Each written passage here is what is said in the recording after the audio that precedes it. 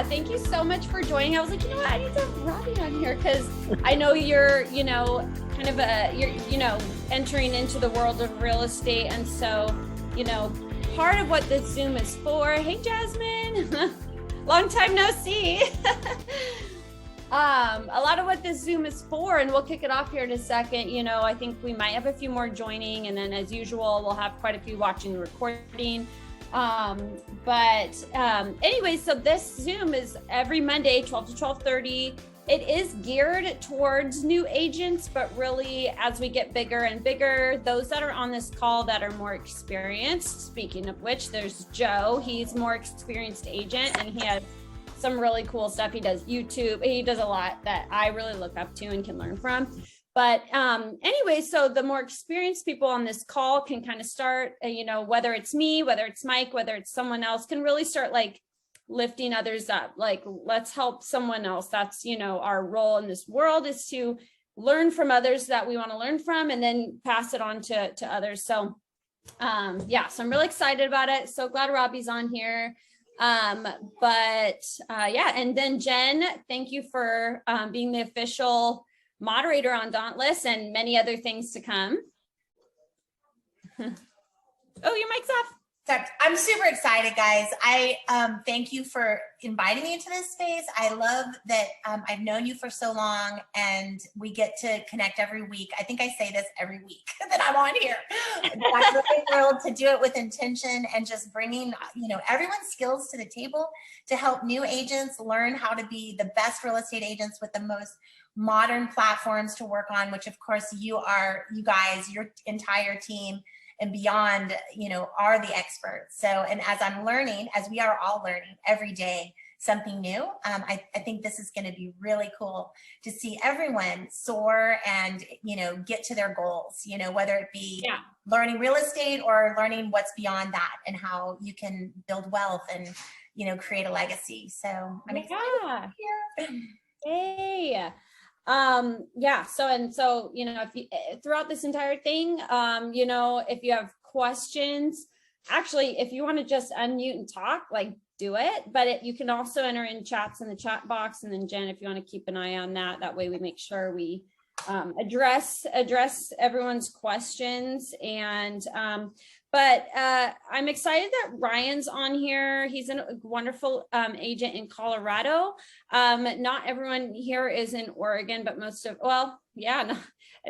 Jen's in Texas, Joe's in Florida, and then Ryan's in Colorado.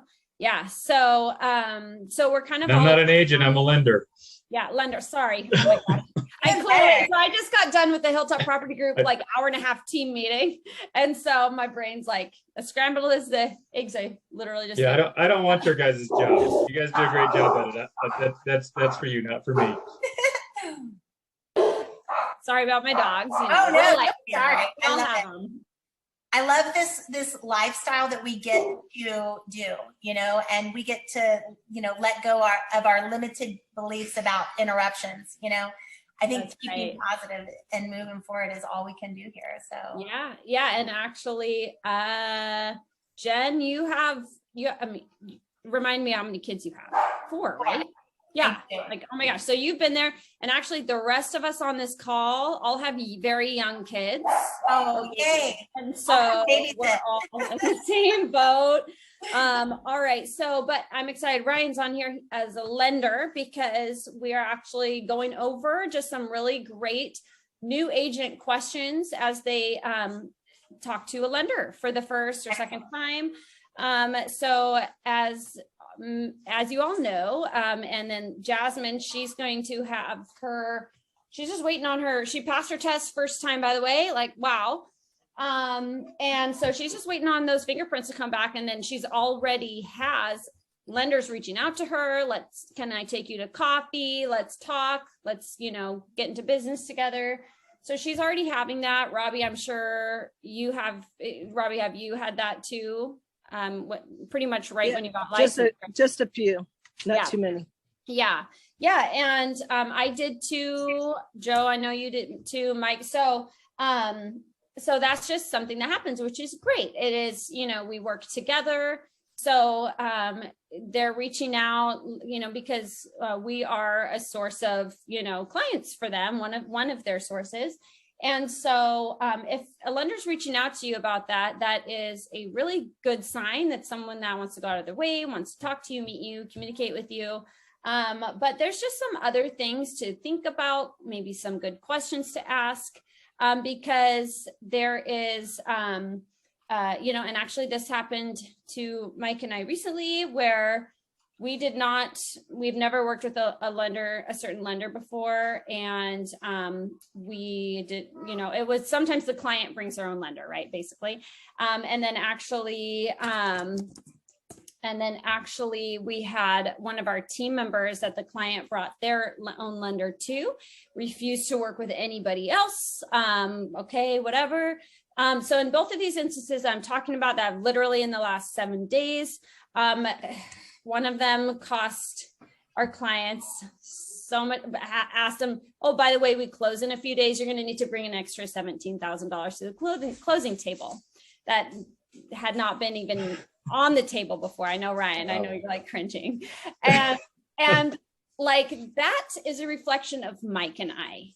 Just like we are a reflection of we are a reflection on each other. We need to have great communication, transparency with each other and with the client. It's just a big deal. Like, it's not just us, like we are now representing someone else's life. And the biggest financial decision that they will probably ever make. And so, and then the other one, our team member that I talked about, it was a similar situation. And he couldn't have changed anything. He did a great job, but similar things. So we just want to know, who are we looking to get into business with? What kinds of questions can we ask them? And then, what can we really be listening to and paying attention to, so that we know when we go into business with them that it's a wise business choice and it's in our client's best interest. So basically that's what that's about. Jump in if you have any questions, especially you, Ryan, if you have any input on anything I'm saying, because as you know, I've only been licensed 2.5 years. So I'm still learning all of these things. Like, the experience we just had was the first time that that's happened. And that was just like caught us way off guard. And so, so please just like jump in. So basically, when the lenders reach out to you to have coffee, like, definitely take them up on it. Like, that's a really good sign right there. And so a question that you can ask them. And then also, by the way, if you think of questions that I haven't said yet, and you want to just put it in the chat box so others can see what kinds of questions you plan to ask or that you think you should be asking, share it with the group. But one of the first ones that I ask is, what makes you stand out against the other lenders? Like, tell me about yourself and tell me what you do that's different. What's different about you? And somebody that really is passionate about what they do, somebody that really does work hard to stand head and shoulders above the rest, will absolutely answer that for you. And I asked Ryan this when we first talked. Ryan, why don't you share with the group? What makes you stand out among everyone else? Okay. No pressure. No. So I think what makes me stand out differently than maybe another lender is that my role is not just to get them the loan, it's to be their advocate. So I want to advocate for my buyers, and there's ways that we do that, and that comes from a lead follow-up process. If you give me a name to call, they're gonna. Jordan's just seen it. I've got a 6-step process. I've never made it to step 6 with anybody, but I'm going to call and follow up with them 6 times before I say no. There's a lot of lenders, they might call and they're just going to move on to somebody else. I've got a referral process. So if you bring me somebody that then we end up closing, even if we don't end up closing, but for some reason I get another bit of business from that person, I know where that came from originally. It came from Jordan. That means if they don't already have a realtor when they talk to me, Jordan gets first shot at it.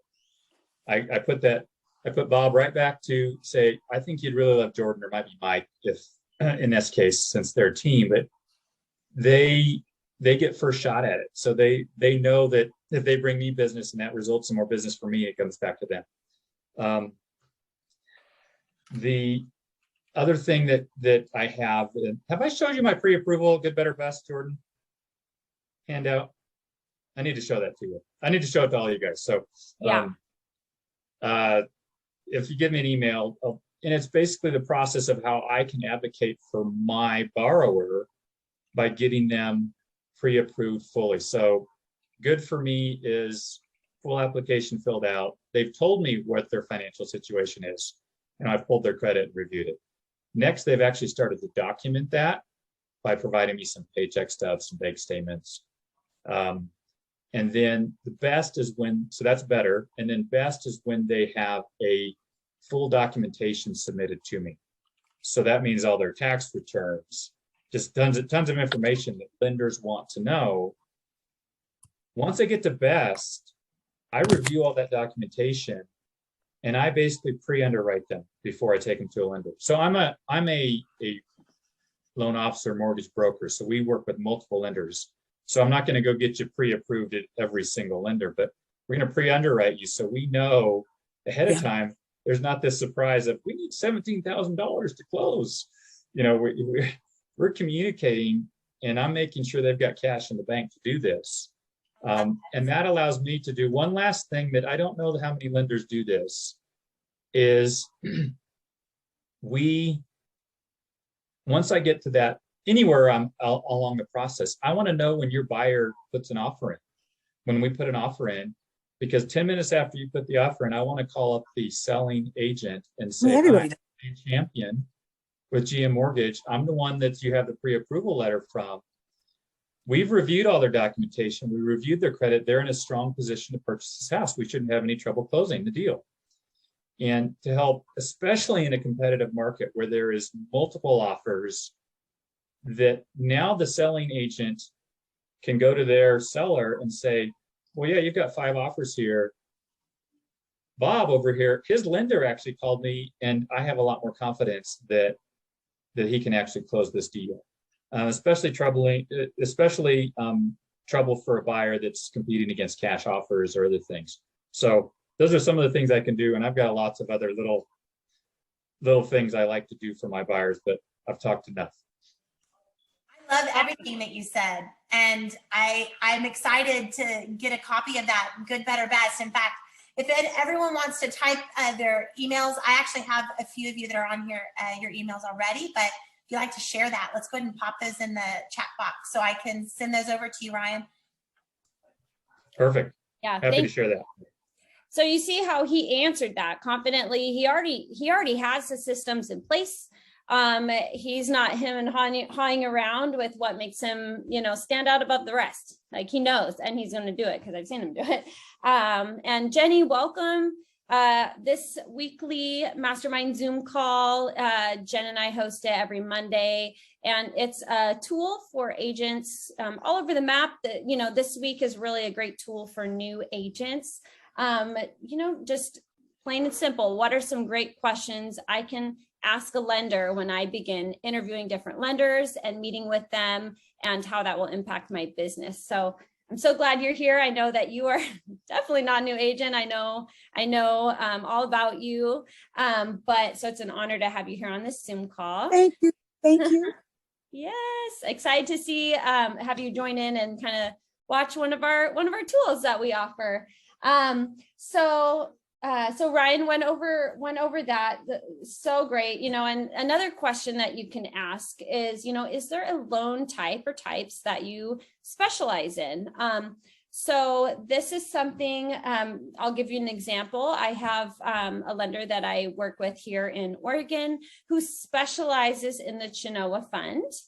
That is a down payment assistance program. It requires a lot of extra steps from a lender. And so many lenders that I've talked to know about it, have used it, and don't necessarily specialize in it because it is extra steps. And but this particular lender that I use, He specializes in it. So he actually has a lot of systems and processes and employees that he has employed just to help him with those. So that way does not feel like extra work to him. And everyone will have kind of, things that they do that are different than others, which ties into the first question. But that's an example of, something that he specializes in that others don't. And so Kayla on Hilltop Property Group, her mom is a lender here in Oregon as well. And she specializes specifically with FHA. So some of them reach kind of across the board, but some will really tell you upfront if there is a loan type that they specialize in. So, there's Sean. Long time no see, Sean. We're all just in our meeting. So glad you're here. At the beginning of this Zoom call, I shared a couple super generic because I never, ever will, throw out a name to, discredit a lender, because when I talked about some two negative experiences with some lenders that just happened, I want to clarify, and I just want to make sure that everyone on this call knows that things happen and they're human, and they will guarantee they're great humans and they will learn from it. And so just myself as an agent and a team leader, I will stay in communication with them, and I will be in discussion with them about, going forward, because I believe that everybody can change. Everyone makes mistakes, and it's what we do with that matters. But I'm not going to say, names, because that's not what I would want someone to do for me. So hopefully those lenders and I can work together through that. But I will say that when you meet with a lender, and because so many of them, sit down, they could say whatever they want. So it is in your best interest to research them and see what reviews they have about them. And, if other agents have worked with them. I've only done one transaction. It was literally there's Sean Sean. after my license. Sean, Jen. And Jen's the host. Hostess with the mostest. Cousins. Are you able to? There we go. Perfect. And then discussing, with other agents that have used to them. So that's always a great, others do that for us as agents. We work hard to make sure that those reviews are accurate, and, showing others, what we offer. So the same with lenders as well. And Mike, do you have any? May I mention something, Jordan? Yes. When I was listening to you guys, first of all, just hearing Ryan and how he's got a system that aligns so well with you, knowing you, I know that works really well together. So we have to look at sometimes when the other lenders aren't jibing with us so much, that they maybe are jibing with someone else, and we can just say that's fine. But working with the same people, even in event production, working with the same team, you hone in, you work together, you learn how to get through things that are difficult together. You continue to strive for excellence. And so that team, working with that one person, or, it really provides more value to your clients, because you're so solid many years after working with one another. So I'm excited to see, what you guys are doing a little bit more. And this is what I love about this, is getting to meet new people each week. So. That's right. Yeah, I love it. And I will say, Mike, do you want to talk about the difference? My husband Mike is here on this call.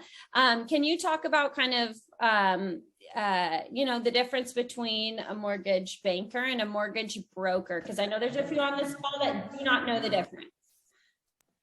Yeah, let me move because we're going to echo. I think we're, at the amphitheater inside EXP World or something. Mike and Jordan's house. Right. Wow. Not Michael Jordan, but we're going to have the DJ next week, okay? Hang on, I'm getting there. DJ. Which is not a bad idea, just saying. Exactly. I know we need that. We'll just listen to music next week and brainstorm. Cool. So the difference between a banker and a broker is a broker can shop around rates, right? And they have lots of connections. They can find you the best rate with, for whatever circumstance or situation you're in. And a banker typically can borrow from that specific bank that they're working with. A lot of times they can broker things out as well, but usually they're trying to shop in-house, so that's the big difference there. So, as from what we've seen, brokers can typically find you the best kind of situation for what you're looking for. So Any input on that, Ryan? Oh, yep. Unmute before I talk. Yeah, that we generally, as a broker, we may have access to some more products that a bank may not. We're going to have a little bit different bucket of products to choose from.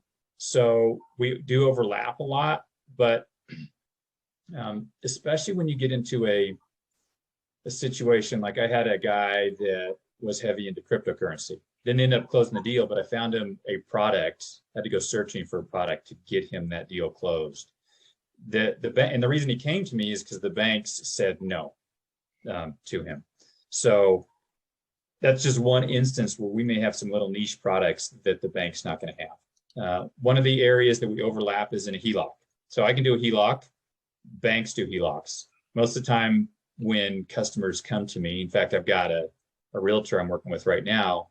I said, don't talk to me about, he asked me about it. I said, don't talk to me about this. Go talk to your bank. They're going to give you a better deal.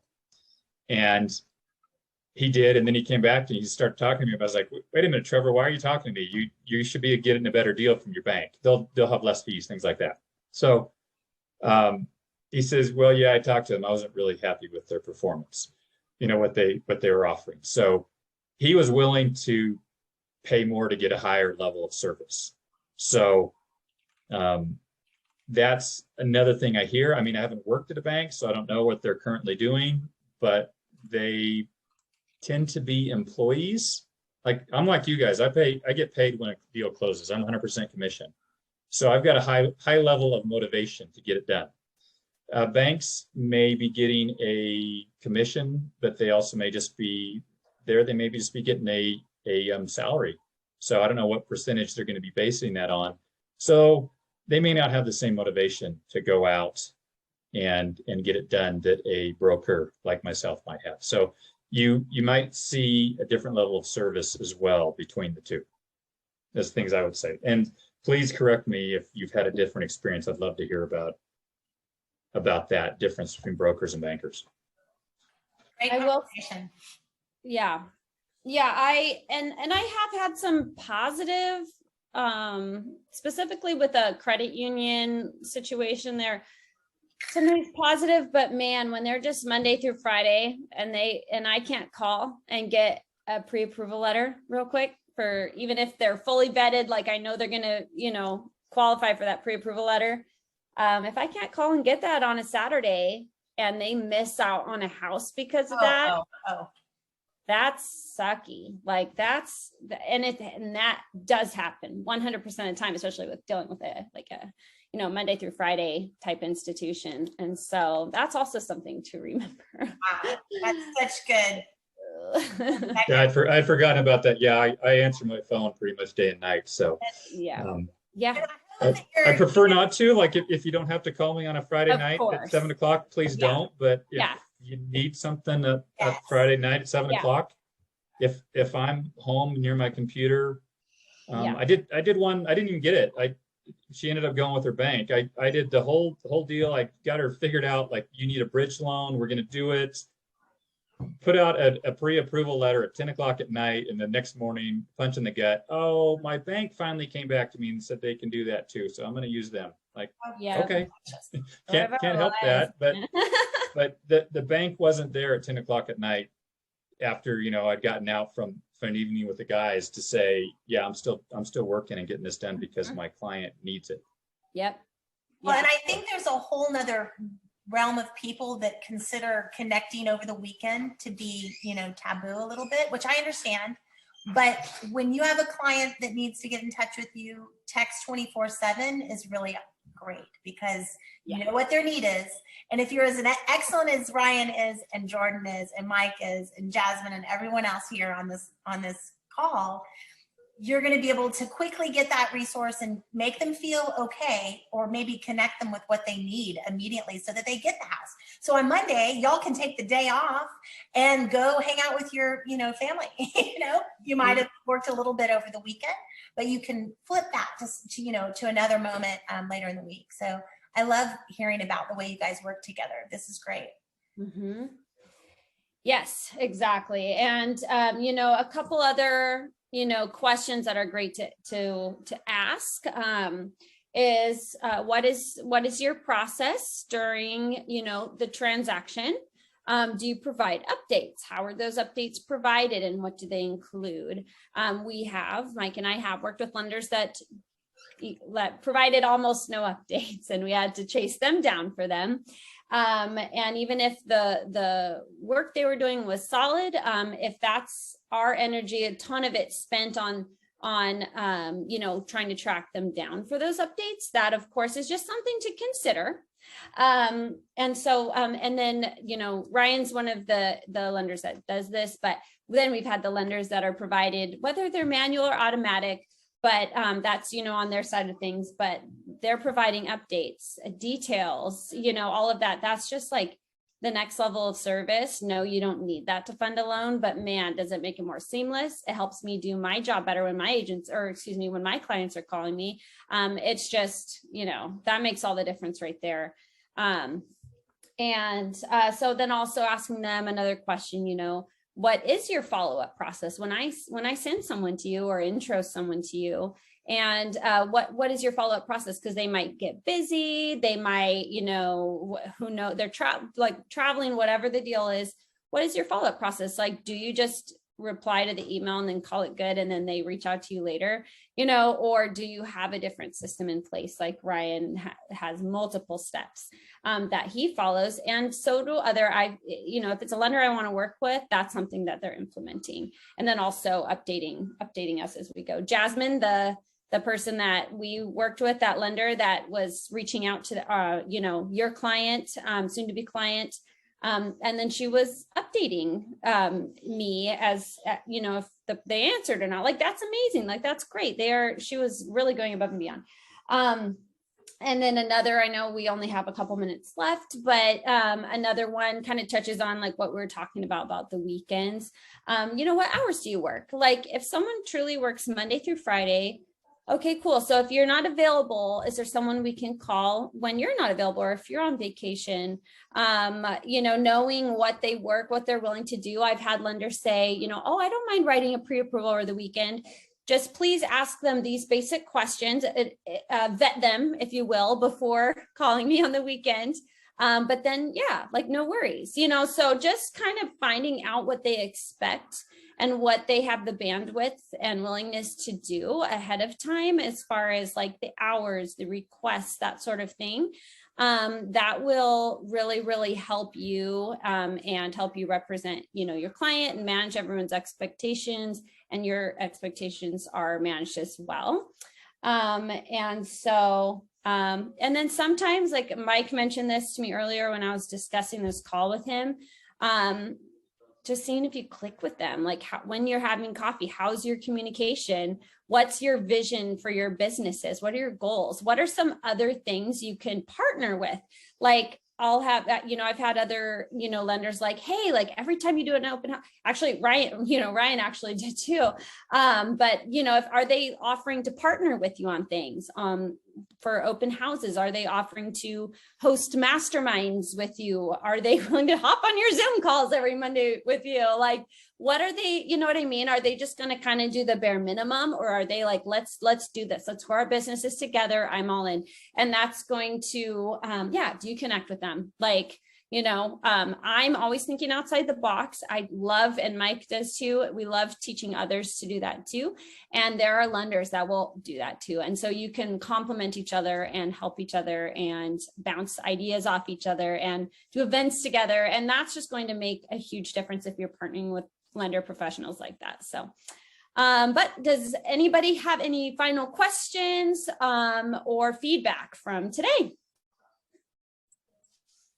I want to know when our next event where we can bring this Dauntless offline. Like in person? Yes, we're talking about I this event. know. Like which state are we going to? That's I what know, wanna I know. Yeah. So we need to plan that, like, for sure. Let's get Seriously, some wouldn't that be dates fun? down. I mean, we can do that. That's what global business is all about. And Exactly. it's fun to be able to have the freedom to Yeah. connect that way. Yeah, we can work from anywhere. So I love it. All right, you guys. Well, we'll see you next Monday. Thank you, everybody, for joining. Thank you, Jen, for recording this so we can give it to those that couldn't attend that would like the recording. But yeah,